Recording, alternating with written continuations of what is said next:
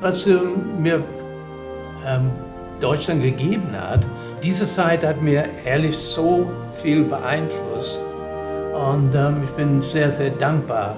Mein erster Durchbruch kommt, weil ich hier war.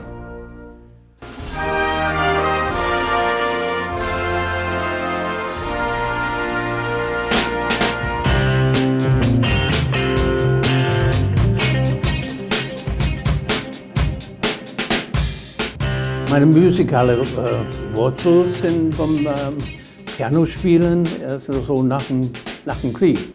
Ich habe so Pianounterricht gehabt. Als ich 12, 14 Jahre alt war, habe ich in einem Pub gespielt. Rock'n'Roll, so in kleinen, dann noch in kleinen Clubs.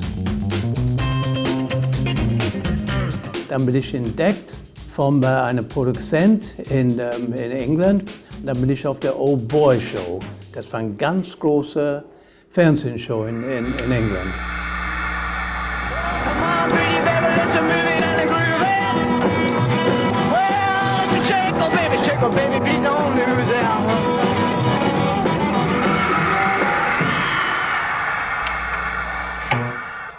Chris Andrews came into our lives in England.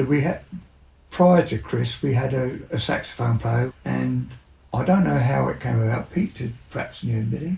Yeah, Chris had been on an English TV programme called Oh Boy, and he was going somewhere. And Chris must have had some contact with Pete Chesters somewhere.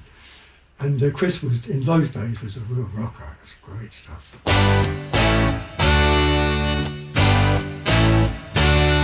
Sha-la-la-la-la-la-la, sha-la-la-la-la-la-la.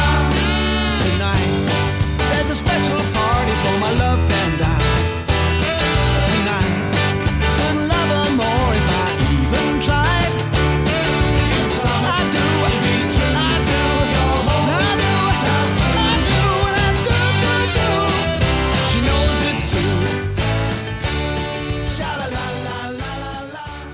Und von daher habe ich so Tournees gemacht mit verschiedenen Bands in England. Und ich bin aufgetreten in der Flamingo Club, das ist ein sehr bekannter Club in London.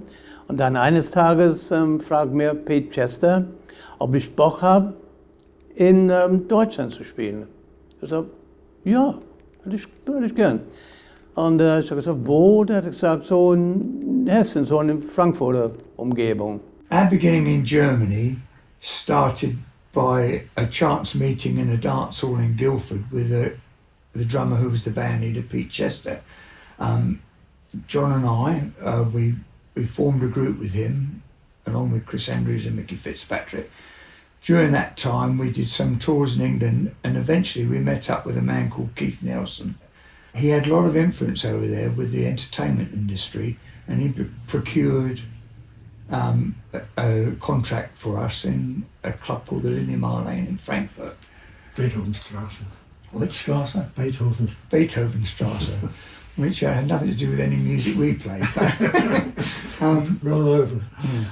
Dann hat jemand uns gesehen, ich glaube Herr Braun ist sein Name, und der hat uns eingeladen, nach Hanau, in der City Club, seine Bar zu spielen. Und deswegen bin ich in Hanau gelandet. November 1961 we turned up there, and the first night we went out to a nightclub, and Chris parked the band bus, and during the evening we were enjoying ourselves, and we said, Chris, do you know the name of the street where you parked the band bus? Yeah, I've got to remember it. Einbahnstraße. We spent a long time trying to find that bus. Ich kann mich erinnern an das. Und dann, wir haben da in Deutschland gespielt, in Hanau. Und das war für uns eine ganz andere Welt. Ich war erstaunt, dass es so gut ankommt. Die haben das so genossen, dass wir englische Musik mitgebracht haben, amerikanische Musik mitgebracht haben und könnte perfekt Englisch singen. We were taken down to our changing room, which was the cellar in the club, and there was a heap of debris, which turned out to be double bass, accordion, drums. And we said, what's all this about? And the club owner said the Americans didn't like the Italian band that we had last month. Thankfully they liked us and our music. Yeah. We went on stage the first night and tentatively said, good evening, and they said, you guys are English, and they became our friends immediately, didn't they?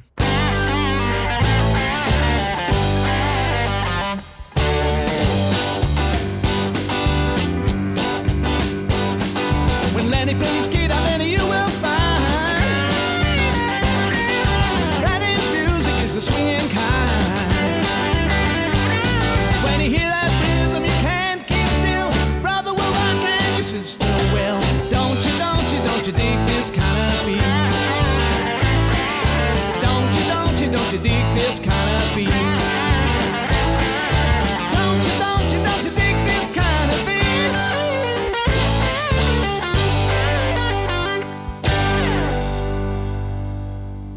Aber ich muss ein bisschen erzählen wie das Auftritt war. Wir haben vom 7 oder 8 Uhr abends bis 1 Uhr morgens gespielt. Und das war immer jede Stunde, jede 45 Minuten haben wir eine Pause gehabt. Und wir dürfen eins haben. Und das war Alkohol. Eine Bier jede Stunde. Aber nichts zu essen bekommen. Und dann am Ende dieser 5 oder 6 Stunden waren wir alle ein bisschen, hatten viel Hunger gehabt, können wir sagen. Ne? There was another little problem that we were supposed to get free beer in the nightclub, but the guy dishing out the beer said to me, I asked for a beer, please. He said, Deutsch!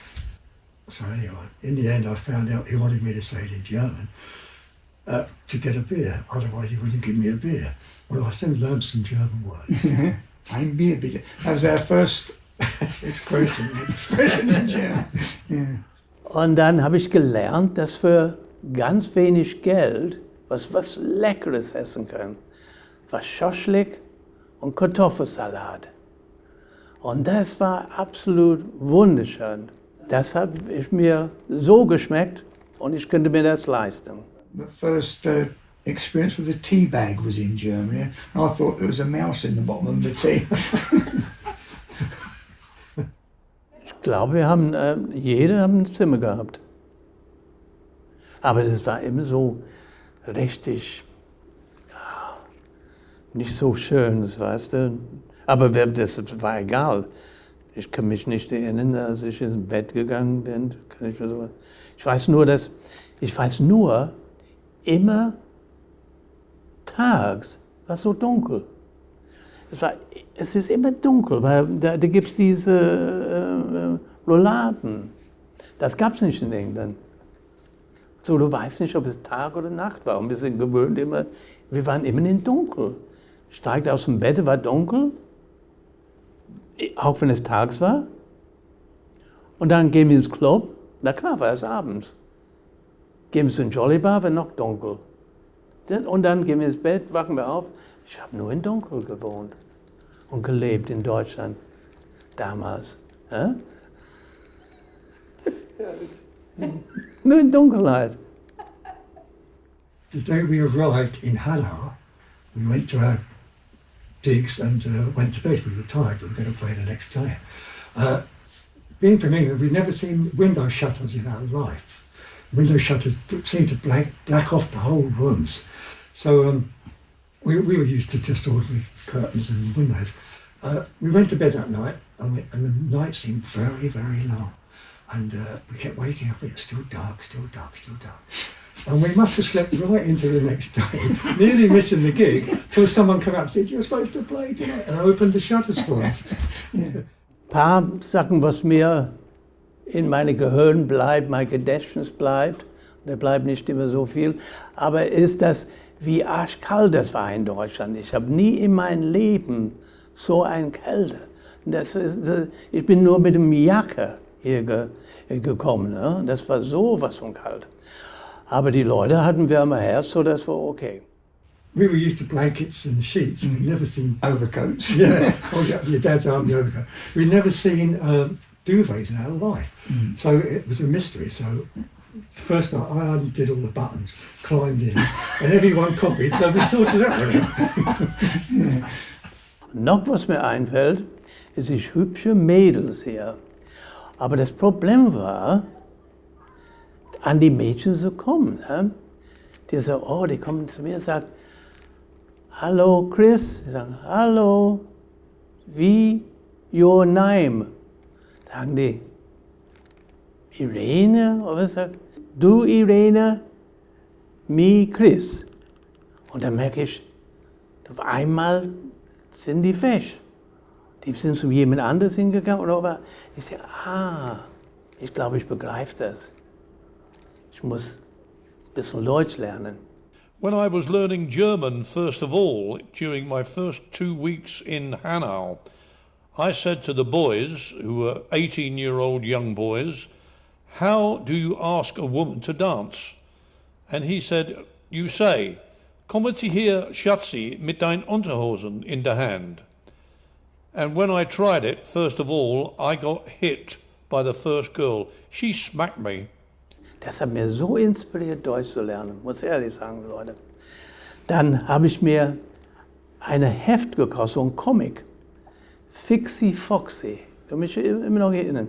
Und dann habe ich gesagt, wieso? Aber weil, das sieht man, das ist alles so gemalt. Und wenn jemand auf den Kopf haut und sagt, aua, sag, was, hat wehgetan. Ich sage, so, das kann ich jetzt alles richtig verstehen. Und so habe ich ein bisschen Deutsch da gelernt. Ne? Vom Fixie Foxy. Danke, Fixie Foxy. My regret is that I never learnt the language as well as John did, but I'll get by, as they say. You know what Einbahnstraße means, don't you? I know what Einbahnstraße is. Yeah, I've got a great affection for Germany, and I would put it down as the country I'd most like to visit in Europe. Yeah. I'd love to live there. Yeah.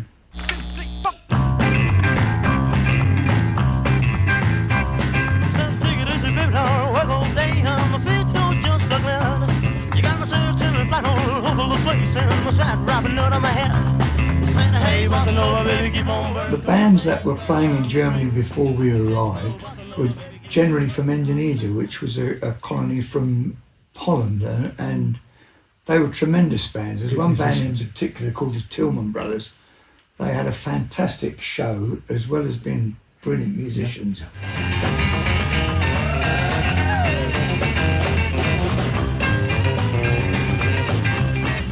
Wir haben diese Zeit, als wir in City Bar gespielt haben, bei eine Gruppe heißt den Twins, ne? Und dann sind wir abends ausgegangen zum Jolly Bar. Und da waren viele so Indonesien-Gruppen da, wie Crazy Rockers und Tillman Brothers. Und ich habe mich schon gut verstanden mit den Indonesien-Bands, weil die alle Englisch sprechen können, auch ehrlich zu sagen am Anfang.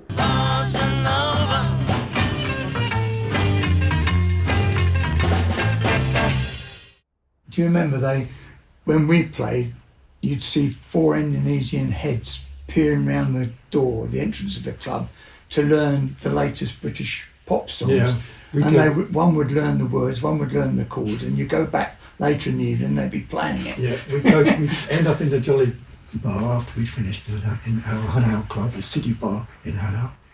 And there they were playing the songs they'd heard from us in their own version. Yeah, yeah.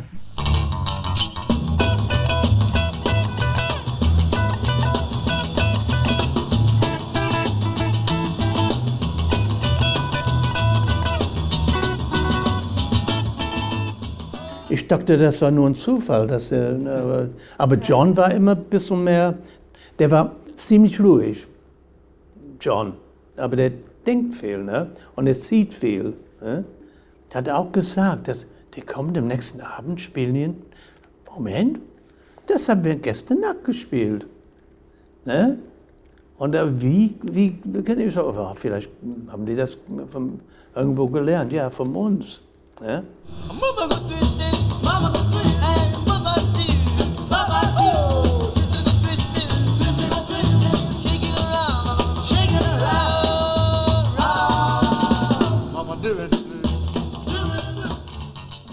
Die waren schnell. Ne? Die sahen sich, was kommt an mit dem Publikum, das kommt gut an. Da machen wir, ich meine, der Englisch war ein bisschen Englisch, ne? War nicht Englisch. Aber genug, dass die...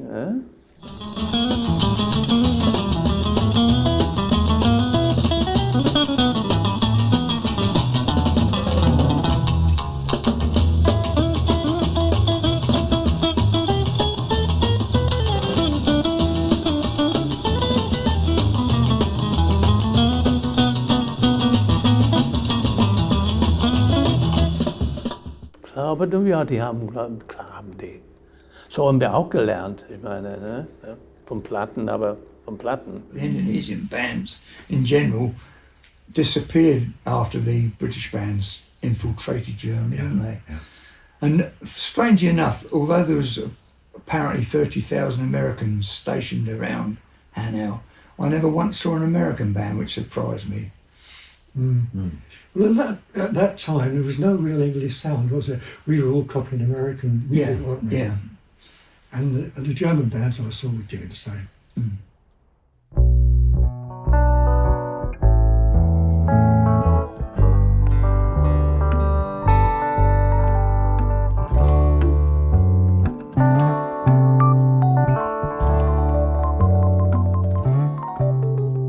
Wir haben so viel was vom Repertoire, viel so vom Ray Charles, Chuck Berry, klar, und Elvis haben wir auch gemacht, aber meistens so ein bisschen heavier Rock, wie vom Little Richard, habe ich gern gehabt, so weil ich ein Piano-Player bin, dann haben wir, klar, fast dazu, Jerry Lee Lewis, aber wir haben damals die ganze Band, ich weiß nicht, wir waren wie eins. Und da kommt ein Punkt, wo wir sagen können, oh, ich habe zum Beispiel Sticks and Stones gehört. So ich sage, können wir Sticks and Stones spielen heute Abend? Jemand hat das gewünscht, ne? Geht das?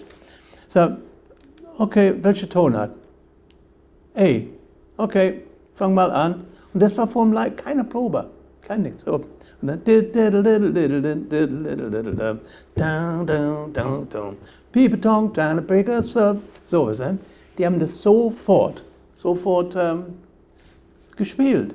Und das kommt so irgendwie wie ein Gag, sagen wir. So, Old Man Brown oder was. Welche Tonart? Gustav. Okay, dann haben die gespielt. Brauchen nur immer die Tonart. Ja?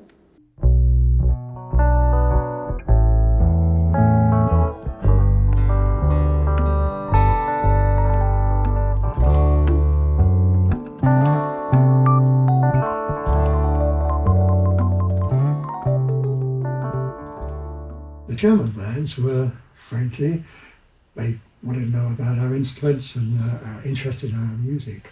And had some good times. They took us to the jury bar and we soon found out that was a good time.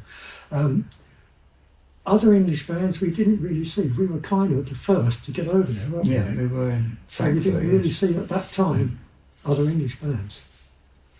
But when the bands did finally come over, we were like a little club, weren't we? There was us and there was them in a way, if you like. But the German bands were a little bit reticent when we first started playing in Germany, because obviously we were taking some of their work, but gradually as time passed we realised we're all in the same game and we're all brothers, weren't we? Yeah, we all resisted together, yeah. And we were all friends. We could pass on swap information of little tricks and things of the trade.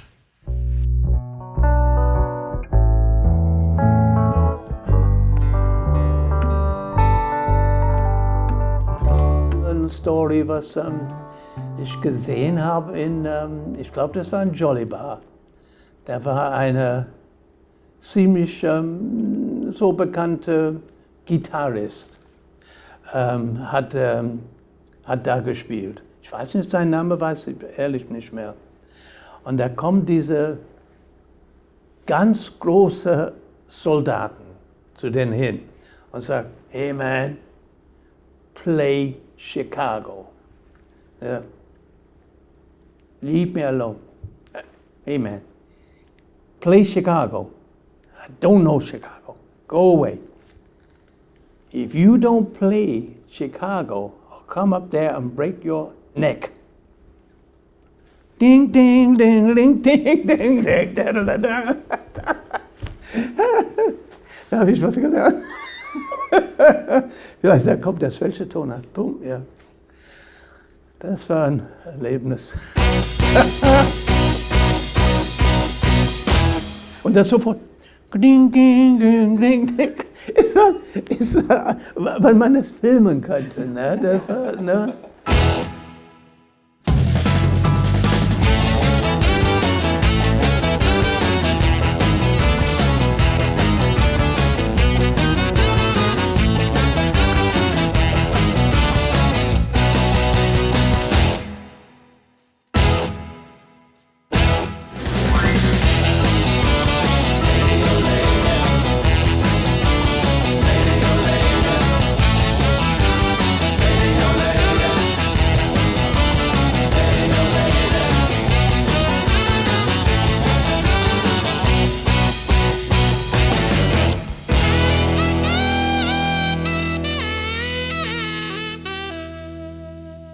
I actually played in 5 different bands in Hanau. First with Pete Chesters, Mick said, together. Then with Chris and Spencer Gibbins, that we all know. Then with a German band called the Trends, and they were great guys and they're great times. I'm still going to contact them again soon. Then again, I'll play with a Scottish band there. But they were good musicians too, and they did all right. Als wir gespielt haben in den City Bar, da waren ein paar Dinge, was passiert ist. Erste, was passiert ist, ist dann mehrmals am Abend, jemand hat gesagt, können Sie bitte den Lucille spielen, oder können Sie das spielen, oder können Sie das spielen. Und immer wenn die gefragt haben, mussten die eine Schnaps ausgeben. So gefährlich. Ich muss mal denken, jede Stunde haben wir ein Bierchen bekommen und dann dazu mehrmals innerhalb dieser 45 Minuten Set mussten wir so einen Song spielen. Da kommt ein kleiner Schnaps. Ne? Ich denke, oh, schön, schön. Und dann, klar, gibt es was so schön war. Immer einmal in der Woche oder mehr gibt es so eine Schlägerei. Und wir spielen und na klar, unsere Angst war immer, dass da passiert was mit unseren Instrumenten. Und manchmal da kommt eine Flasche auf die Bühne und einer, John Kelly, meine Gitarre, oh mein Gott, ja. Nicht sich selbst, aber Gitarre war das Wichtige. Ich bin da von der Bühne gesprungen, habe was zum Schlagen. Und dann sagt er zu mir, Chris, hör auf. Ich so, was ist? Ich so, I am on your side. Also, okay, jetzt verstehe ich. Für mich, Schlägerei ist jetzt absolut vorbei. I'm a writer, not a fighter. Okay. Germany and the time I spent over there had a great influence on my life. My wife from Munich, I say, and I made many friends, and I lived over there for 9 years with different bands, German bands and whatever. And of course I learnt the language, and so it has changed my life quite a lot. And we go back as often as we can, don't we? We do, yeah. But I've got a great affection for Germany, the people. We've got lots of friends that we visit there and also come and visit us. Yeah. Ja, was es mir gegeben hat, ist viel Selbstvertrauen. Ich habe hier viele Freunde kennengelernt, wie ich mit verschiedenen Leuten aus einer anderen Welt kommen und umzugehen. Und ich bin sehr, sehr dankbar. Und ich habe hier, muss ehrlich sagen, dass trotz ob ich in England so Shows gemacht habe, war im Fernsehen da, mein erster sehe ich, Durchbruch kommt, weil ich hier war. Und ich sage das ernst, weil ich habe, was mir passiert ist mit dem Band zum Beispiel, mit Pete Chesters Band. Ich habe gewusst, dass ich bin so weit gekommen und das ging irgendwie nicht weiter mit mir, mit dem Band und in den Club zu spielen und das. Und dann habe ich eines Tages gesagt in dem Band, tut mir leid, aber ich steige aus. Aber ich wünsche dir alles gut für die Zukunft. Und ich dachte, oh, da kommt die Tränen, da kommt oh bitte Chris. Und ich sagte, haben die sofort gesagt, gut, dann kommen wir mit. Ich sage, okay, was machen wir dann? Ja, spielen wir weiter in den Clubs. Ich sage, okay. Und das war, danke, Mick und John. Ja. Schöne Erlebnis war das, ja. Danke. The German people really like the British bands. Yeah. Well, that first night we played in Hanau, they went berserk, didn't they? Yeah. Man, it was packed in that. Was soll ich sagen? Meine Zeit in Deutschland war ganz schön. Was ist los mit der Lilly heute Abend? Was ist los mit der Lilly heute Nacht? How's that? My stay in Hanau escalated me into a higher plane. I moved from one good group after meeting Chris Andrews into a far better group. He taught me how to become a better showman. I very quickly learnt from Chris, when leaving the Hanau area, I became far more confident. I became the only English comedy act to work international ships, hotels, theatres and TV. All because of my humble beginnings in Hanau. Thank you, Hanau. Thank you, Chris. Und dann von hier aus, dann bin ich dann nach Hamburg, Star Club. Aber das ist eine andere Story vielleicht, ja.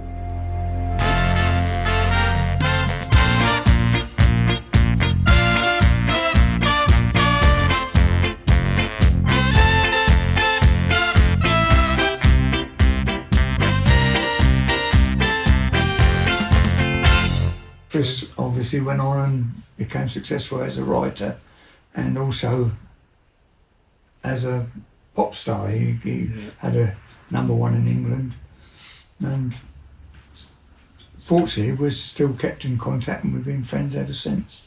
Yeah.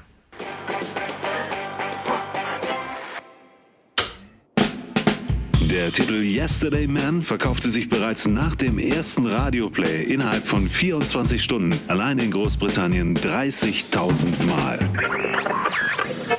Yesterday Man ist in den Top 1 bis 5 in ganz Europa, Südafrika, Australien, Neuseeland. Chris Andrews erreicht erneut die Top 4 in ganz Europa mit To Whom It Concerns. Pretty Belinda erreicht europaweit Charterfolge. Chris Andrews landet seinen 15. Top 20 Hit für Sandy Shaw. Mit It's Alright erobert Chris Andrews auch den amerikanischen Plattenmarkt. Allein der Titel Pretty Belinda wurde bis dato in 9 Sprachen übersetzt. Chris Andrews ist mit den Rolling Stones auf Tour. Chris Andrews ist auf Platz 27 im Guinness Book of Single Records der weltweit erfolgreichsten Komponisten der 60er Jahre. Chris Andrews mehrmals mit 2 bis 3 Songs gleichzeitig in den britischen Charts. Chris Andrews bekommt für den Titel Pope John Paul eine Ehrenmedaille von Papst Johannes Paul II. Der Titel To Whom It Concerns ist über 26 Jahre lang Titelmelodie der irischen Late Late Show. Chris Andrews komponiert bis dato über 780 Titel. Chris Andrews ist 2009 mit 2 Titeln zurück in den internationalen deutschen Charts. Yesterday Man ist weltweit, inklusive aller Compilations, Downloads, etwa über 100 Millionen Mal verkauft worden. Diese Zeit hat mir ehrlich so viel beeinflusst und das ist auch zu sehen in meinem Musical, Yesterday, The First Time and Tomorrow. Das ist eine Story von meinem Leben und von mich als mehr als so Komponist auch.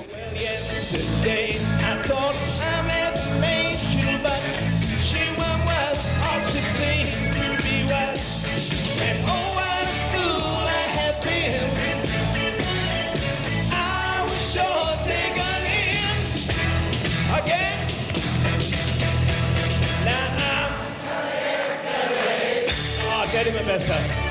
Well, my friends, that's fine. One more time. Und als ich für Sandy Shaw geschrieben habe und Adam Faith. Und das gibt es auch zu sehen, in diesem Musical. Da spielt dabei Chantal Hartmann als Sandy Shaw, wunderschön.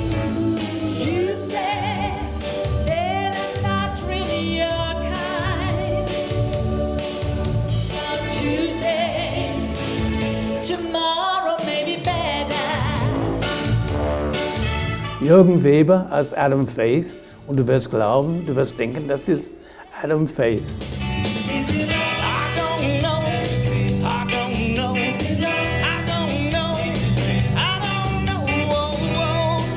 It's the first time I felt this way. 'Cause it's the first time I felt this way.